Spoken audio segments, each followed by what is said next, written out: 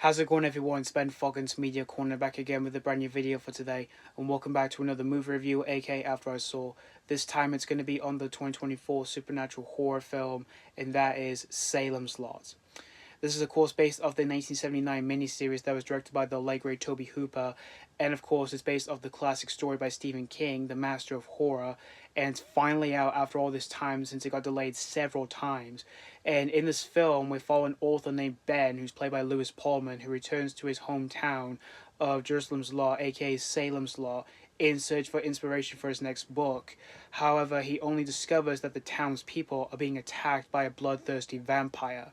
So that's pretty much the story of Salem's Lot. When it comes to the original Salem's Lot from '79 that was directed by the late great Tobe Hooper, I do think it's a great miniseries, and it is definitely one of my favorite Stephen King adaptations in terms of horror. And when I heard we were getting a remake of that story, I was actually really looking forward to this one. And usually when it comes to remakes of Stephen King adaptations, they can either be hit or miss. And this comes from the director of Annabelle Comes Home, who also wrote that film, and he was also the writer of the other Annabelle films, as well as for some of the other entries of the Conjuring universe. So I was actually really intrigued to see what he was going to be doing with this remake of Salem's Lot here. And as we all know, for this film, it kept getting delayed multiple times. Like, it was originally shot in 2021 and then 2022, and then it got delayed several times. Like, at one point, it was even going to be written as a tax loss for Warner Brothers until they decided to give this movie a chance. And they were planning to release this theatrically in the US, but then at the last minute they decided to just release some HBO Max. But in the UK, it was released theatrically. And I did check out this movie a couple days after it was released, which came out the same day as Terrifier 3 and Transformers 1 in my area. And I saw this one at my job for free. And after watching this whole movie here, unfortunately, I wouldn't say this is like a great remake here of one of Stephen King's classic stories, but I wouldn't necessarily say this was a bad remake here alongside some of the other like Stephen King remake adaptations or anything like that. But I would say this remake was just overall just okay here. The story for this movie I just kind of felt was so sparse and very quick horror through the ongoing exposition for the characters, introduction, and developments, which does make them feel less connected, and they have like less motivations here due to the story never stopping at any point whatsoever to provide any like drawn out sequences or even flashbacks, which does make the film feel like less engaging through some of the lack of depths here, which from all of that I just felt like a double-edged sword here. And it also does follow the standard like vampire fares that we've seen before within these like vampire films, where it deals with like crosses, holy water, sunlight kills, and stakes in the heart, which it's something that we've seen before in the past within these vampire movies.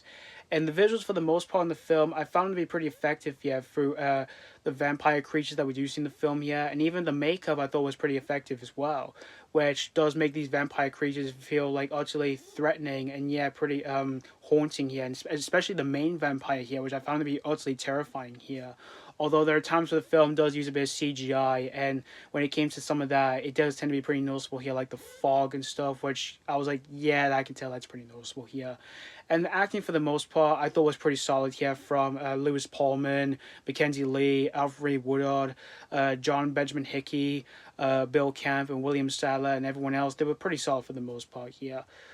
But all in all, this new version of Salem's Law, I just found this remake to be just a less memorable remake here. But it certainly isn't one. I found this one to be really bad here, alongside some of the other like Stephen King remake adaptations that we've gotten in recent years here. But if you're a fan of like either the original miniseries of Salem's Law, or you're a fan of like the book, chances are you might enjoy this new version of Salem's Law here. So that's pretty much all I'll say about Salem's Law 2024 here. I'm gonna give Salem's Law 2024 2.5 out of 5.